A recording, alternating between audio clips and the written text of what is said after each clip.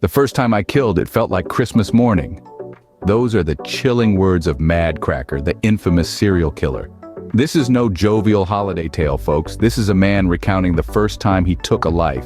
He describes the sensation as a thrill unlike any other, a rush that surged through his veins, quickening his pulse and clouding his mind with an intoxicating euphoria. It was a feeling of power, a feeling of control. It was a feeling of conquering the ultimate taboo, of crossing a line that few would ever dare to cross. Madcracker talks about the aftermath with an eerie calmness. The silence that followed was deafening, a stark contrast to the chaos that had just ensued. He likens it to the quiet peace that settles in the living room after the unwrapping frenzy of Christmas morning. The presents have been opened, the anticipation has been satisfied, and all that's left is the satisfaction of having gotten what you wanted. A twisted metaphor that underscores the deranged mindset of this man. Yet, there was no remorse, no guilt, just an unsettling sense of accomplishment. He had done what he set out to do.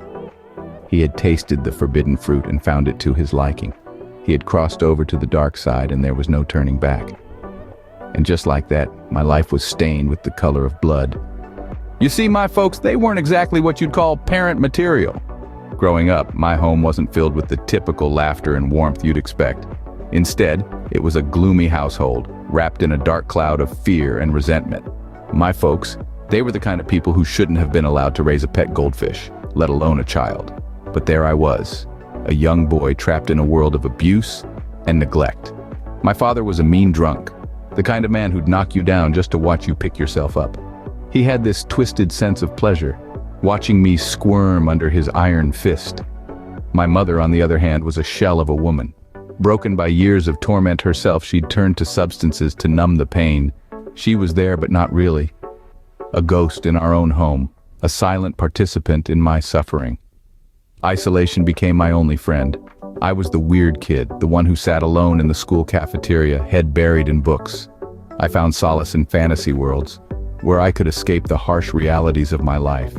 But even in those imagined realms, I was drawn to the dark and twisted, to the villains whose pain mirrored my own. It was during this time that I started to see the world for what it was, a cruel, unfeeling place.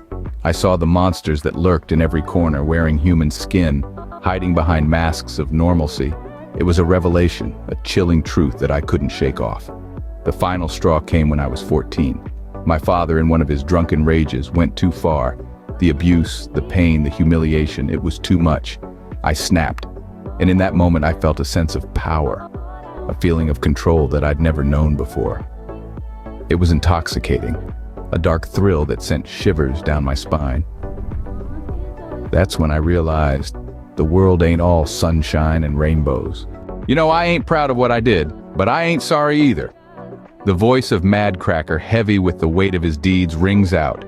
His words are not those of a man burdened with guilt, rather of someone at peace with the darkness within him. This is not the satisfaction of a job well done, of a good deed rewarded. No, this is a twisted pleasure, born from the most heinous of acts. It's like a hunger, he explains. A hunger that gnaws at you day in, day out, and the only thing that can satiate it is the act itself. His voice dips low, a soft rumble echoing the depths of his twisted psyche. But what's a man to do, he muses, when the shadows whisper and the hunger roars? His voice is almost plaintive, as if seeking understanding, sympathy even, but there's a dark undercurrent, a hidden threat that sends shivers down the spine. And trust me, he says, a hint of a smirk in his voice. There's a lot more where that came from. And with that, Madcracker leaves us hanging on the precipice of his dark past, our hearts pounding, our minds whirling with questions. What other horrors has he committed?